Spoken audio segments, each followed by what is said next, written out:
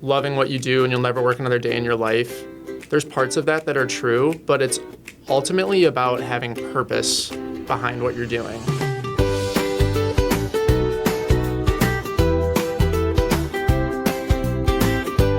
Hello, everybody. Welcome to another episode of the podcast. And before we dive into content today, we just wanted to put a little PSA out there about the frequency at which you can expect these episodes. Right now, we're looking at being on a bi-weekly cadence.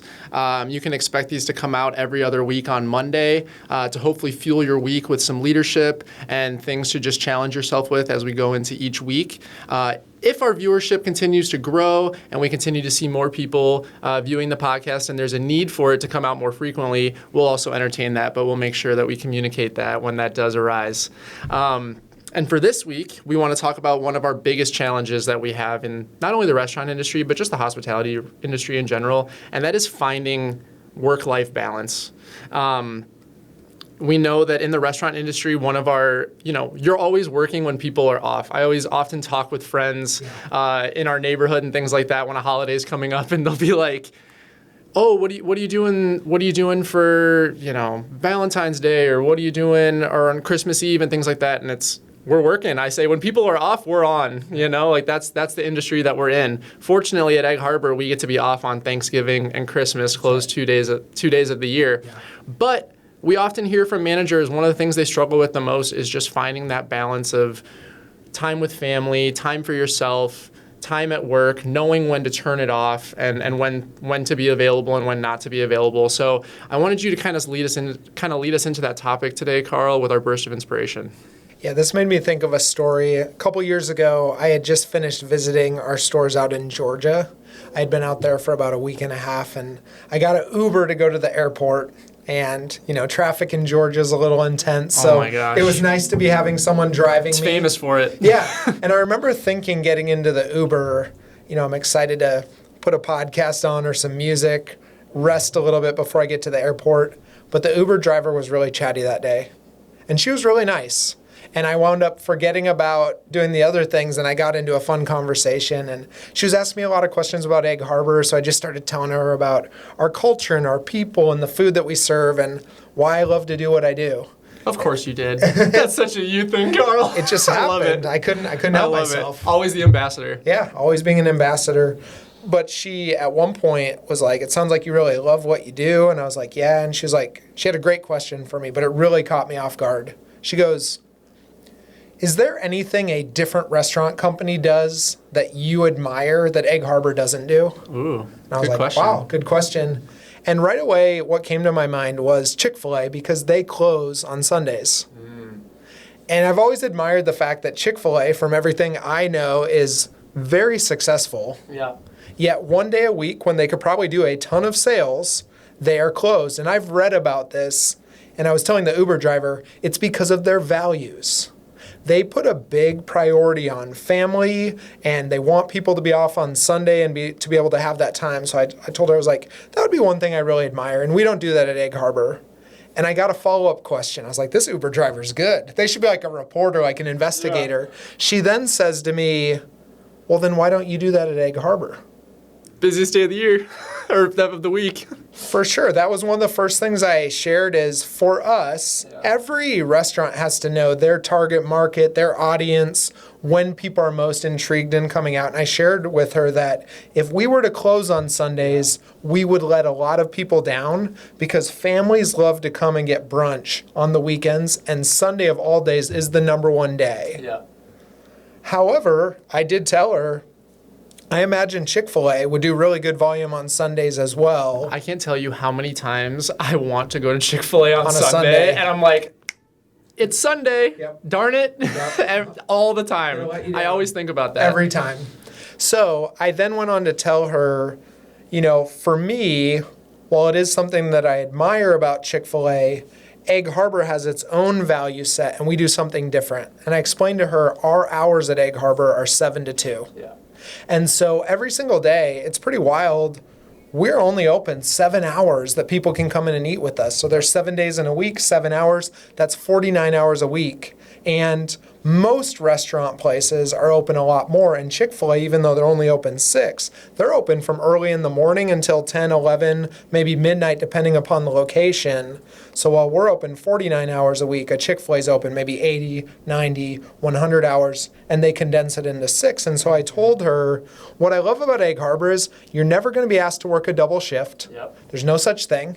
And we really focus on, for most of the year with our employees, working 5 great days with us and really taking 2 days off to get away, get unplugged, get refreshed, get reset.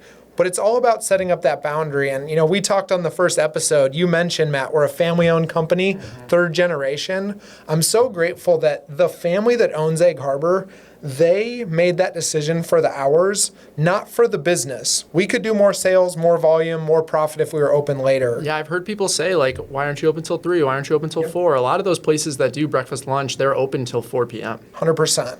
So, I just kind of closed with the Uber driver and I said, for us, that's what's right for Egg Harbor. Yeah. So if you're listening to this, if you run your own company or you're involved in decisions with the company, this is not us saying cut back your hours, but I think it does share a good leadership principle that helps us, and it's really helped Egg Harbor. We have a lot of employees that have decided to stay with us for many, many years. If you create healthy boundaries in whatever way is right for your business, your organization, where you don't take away from the customer, but you make sure that your people are taken care of and able to unplug, you will help your people win and feel good and feel like they have some balance for the long term. Yeah, that is, I have so many friends or people that ask me when they find out I'm in the restaurant industry, they'll ask me, is it hard working weekends, or that, that stinks that you have to work on weekends, but that's sort of the price you pay being in this industry. We know that when, as I said earlier, when everyone else is off, that's when we're thriving and we're the busiest that we are. Yeah. But I always tell people at Egg Harbor, it's really not that bad. We're open 7 to 2. I say by the time you're out of the restaurant as an in-store manager by 3:30ish, half the time it's a weekend day or you're off, you're not really doing anything majorly productive or going out with friends or anything like that till after that time. And when it's, the summer, it's still a beautiful day. You still have a lot of sunlight left. Obviously, when we're recording this in the winter in Chicago, not a lot of sunlight, left in the day at 3:30. But I always say, on Mondays and Tuesdays or Wednesdays, Thursdays, when you're off for your 2 days, then you're the most productive that you've ever been. So I've always found that as a really positive thing, as long as you're okay with getting up early in the morning and not staying out too late at night. Yeah. I think that our hours, just alone the hours, as well as other things that I'm sure we'll kind of dive into here that we do as a company to help our managers with work-life balance, but just the structure of our hours is a huge, massive benefit and shows our people how much we care about work-life balance for them. Yeah, no doubt. And I feel like with what you said about us being on the weekends and on the holidays, if the hospitality industry draws you, and if you're listening to this and you're intrigued with working at Egg Harbor, even working at a restaurant, because we kind of talk about the parts we love about it, your mindset becomes you're still a part of the party, but you're throwing the party. Yeah. Instead of, coming as like an invited guest, like you're the one hosting. And we have so many people that love throwing the party, making people feel good, celebrating holidays and weekends. Yeah. So I wanted to segue into, I hear 2 things consistently about work-life balance that are like phrases people say, and people say it in different ways, but I'll kind of paraphrase it or summarize it. The first one is, a lot of people tell me, Matt, there's no such thing as work-life balance. If you're working, it's not a thing. Sometimes work is going to push you a lot. Sometimes your personal life is going to push you a lot, and I've just given up on balance. And here's a second thing, and it's kind of the opposite approach. So these are like the 2 extremes to me. Yeah. The second extreme is find something that you love and you'll never work another day in your life, right?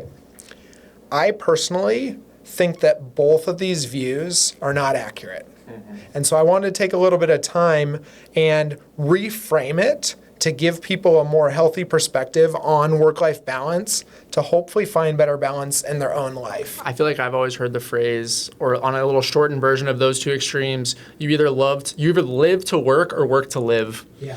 I sometimes hear those phrases used as well. And I think with the one of, loving what you do and you'll never work another day in your life, there's parts of that are true, but it's ultimately about having purpose behind what you're doing. That's right. And that's where I find loving what you do mattering so much, is like finding that purpose and that you have for your own life, and finding something that you can do to fulfill that purpose. And that can be at work, but it can also be that balance aspect of it, that outside of work, with your family, Yes. with your hobbies or things that you do as well. So I really think I'm really excited to hear about these two different extremes and talk about them a little bit more. Yeah, so to reframe the first one where people feel like, balance is never going to happen if I'm working, as you were kind of saying, where I want to encourage everyone to think about is work-life balance and just the feeling of balance in general. It's less about the quantity of time that you have.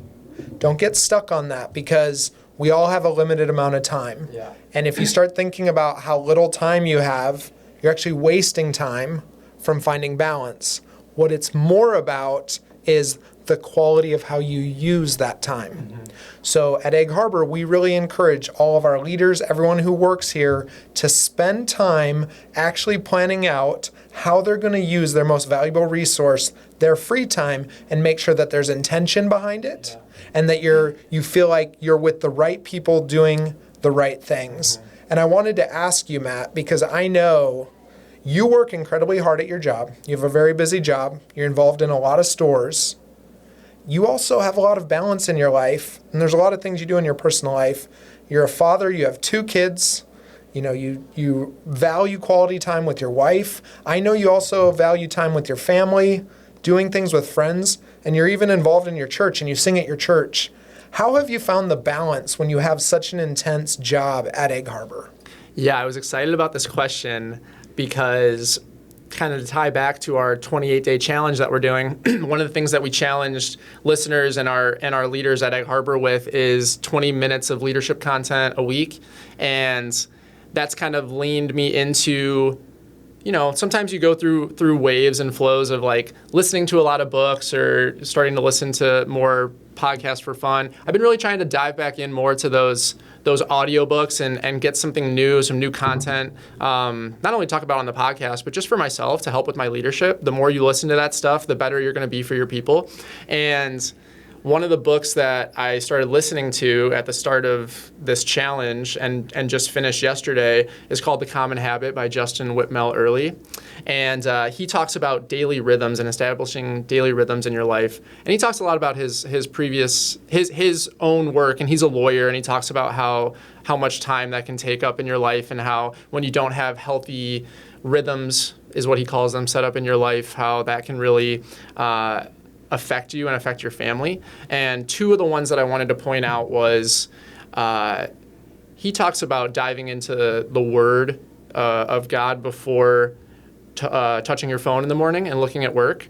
But whatever works for you, whether that be meditation, getting up and doing something active before you pick up your phone, like anything. So many people wake up in the morning and they just look at their phone right away. So that's something that I've tried to implement, is anything that I find to be productive, rather than looking at what Teams message I have for that morning from last night that came in late, or, oh, my email, all the emails, let's get right to that, let's get right to work. And the second one, which is one that I'm still struggling with, but trying to implement, is an hour of phone being turned off for the night.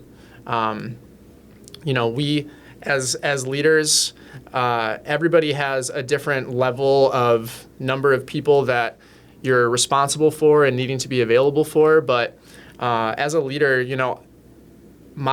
in my role as a district manager at Egg Harbor, I really am trying to take a lot of that pressure off of our in-store managers. Mm-hmm. So trying to be as available as possible to them, whether I'm off or working. I still get 2 days off, but I try to be available when possible. But having those segmented times of the day where you have your phone turned off or put away or charging, where it's not, out in front of your family, whether it's not having phones at the dinner table, all those kinds of things. I think those are so vitally important. And then telling people that you work with, hey, I'm not going to be available from this hour to this hour, or, I've found it very, very easy and try to implement, hey, no need to respond right now, and if you have something to send somebody at work after hours, I think all those things are very beneficial in trying to establish that work-life balance. And then for me, it's like establishing that balance with my wife as well and letting her know, hey, this is what I have going on at work. I might be on my phone a little bit more frequently, or hey, I'm sorry, I noticed I'm on my phone a lot more. I'll make sure that I, have it set aside. Yeah. I think it's communication is the most important thing, and that's communication with the people that might be reaching out to you, but also the communication with your family on those things as well. That's so cool. One of the things that's very evident to me with your work is that one of the areas that means the most to you is the relationship that you have with the GMs, the 7 GMs that report to you, and that they know you're available, that you care about them both professionally and personally, and that while, yes, you're constantly bringing them, areas of focus and things that we need to do, you also want to make sure that they're feeling good about things, they understand things, and that if there's tough things going on in their life, that they can talk to you about that. Yeah. And I have met with the people that report to you, because I get to do this a couple times a year and spend time with them, and they consistently speak about the care that you've put into that relationship and how much they enjoy the time that they get with you. And that's going to connect to the second part of balance I want to talk about. Yeah, and one part before you dive into that I just wanted to mention is, as a supervisor or leader of several people in an organization, I can't tell you how important that schedule send feature is for things. There are days where most of my GMs are off on Mondays and Tuesdays. One of my off days is Tuesday, but I'm on Mondays. Yeah. And I got a lot of communication I got to do after the weekend to my GMs. But as much as I can, I try to use that schedule send feature to go out first thing in the morning on Wednesday when they're starting work, if it's not something that needs to be done right away, like right this moment. Because, I might have an idea, or I might have a thought, or I might have something I might want to get over to them, but trying to value that time that they have with their family when they're off. So I use that schedule send feature so much, and I would really recommend that for a lot of people. I actually just joked with the other district leaders this past week that you can actually schedule send messages up to a week ahead of time on Microsoft Teams.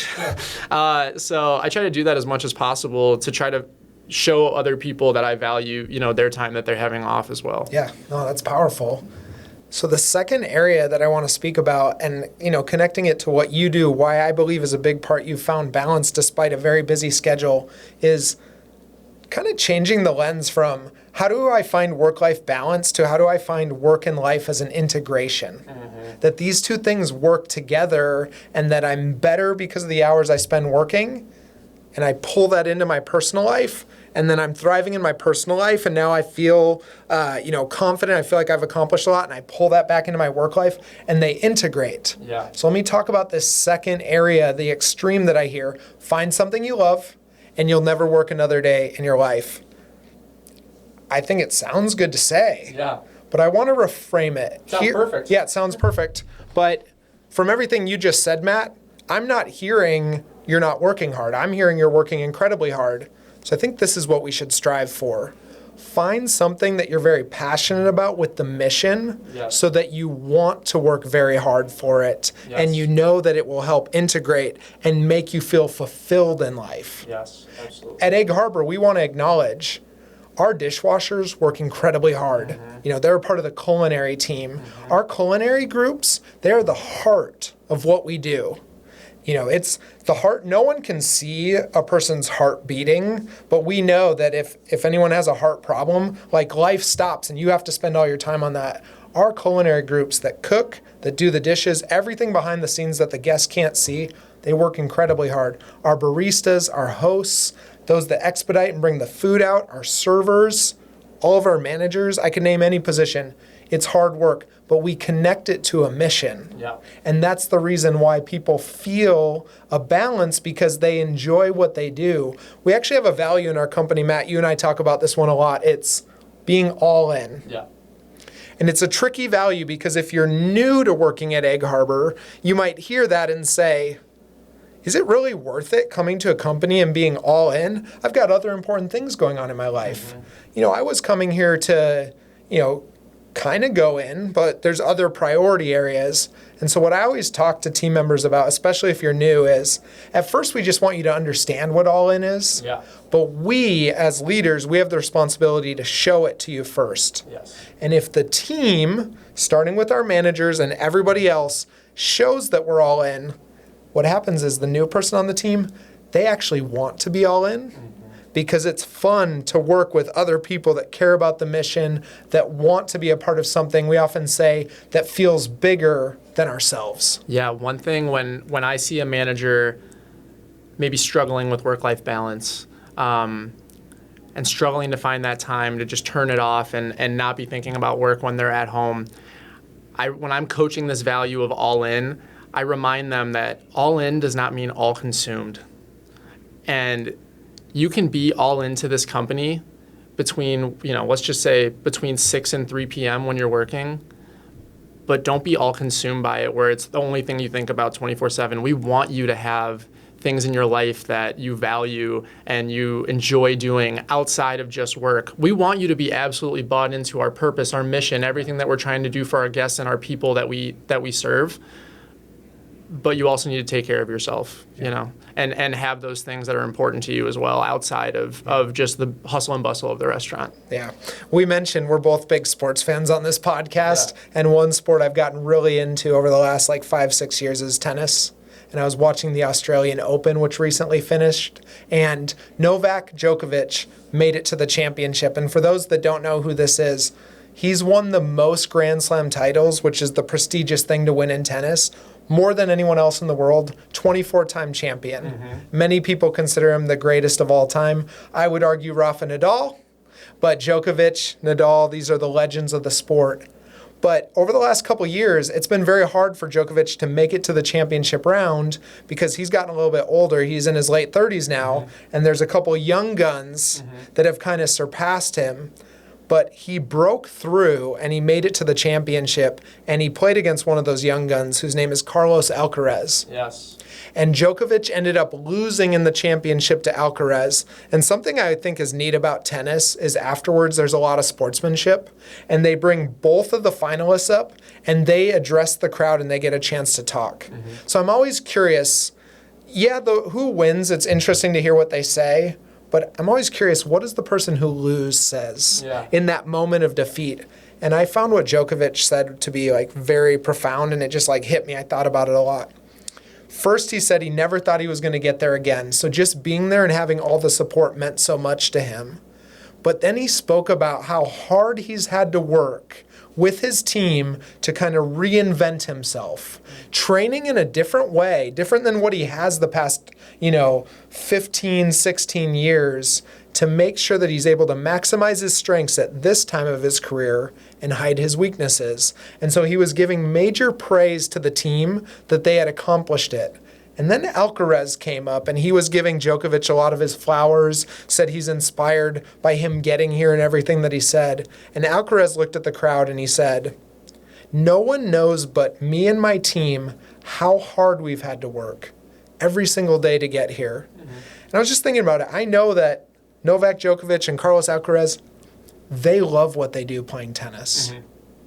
But behind the scenes, what no one sees is a level of commitment and work that is unmatched to be able to perform at that level in championship tennis. And so that's kind of my closing encouragement as we look at this with work and life as an integration. If you find something that you feel like the hard work is worth it because you're serving a purpose and you're with people that are rallied around you, you will feel a sense of balance, and you can get away from saying there's no such thing as working and having balance. Yeah, absolutely. One thing that often comes up when it comes to work-life balance, and I wanted to just ask you about it because I think it's a good topic, is the idea of PTO and taking your PTO.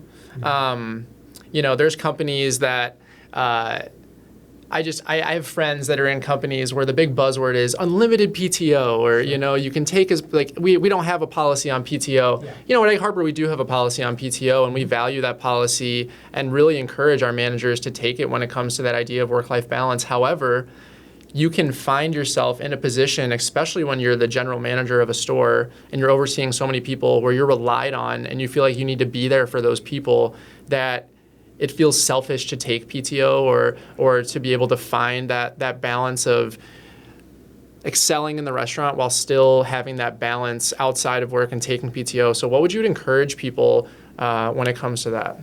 It's only selfish to take PTO for leaders if they haven't done the hard work to equip the people around them to grow and to elevate and to be ready for the moment. See, if you don't take PTO, you're actually missing out on a chance to look at people and say, I believe in you, it's your time to step up and shine. Yeah. And so that's the first piece of it, is we encourage that. We want to help people get new experiences. But I was speaking to a manager one time who told me, I'm very dedicated to this industry, and they told me over 10 years and they hadn't taken a meaningful vacation. And I looked at them and I said, well, I can't tell you what to do, but I want to encourage you. That's got to stop today. We want your time outside of Egg Harbor to be something that you are checking off bucket list items and that you are living a life that has purpose. And I reminded this person, if you go and you have a great vacation and you come back and you're talking to the team about that, you're going to inspire them to do the same thing and set the example that you can have balance and be a leader. So by never doing it, you're setting the wrong example. And so it was a paradigm shift for that manager, and they wound up taking a trip a couple months later, and I talked to them, I said, it was the best experience they had had in so long, and it made me so happy to hear them finding balance again. That's amazing. Thank you for sharing that story. We want to segue to our company good news, our second segment.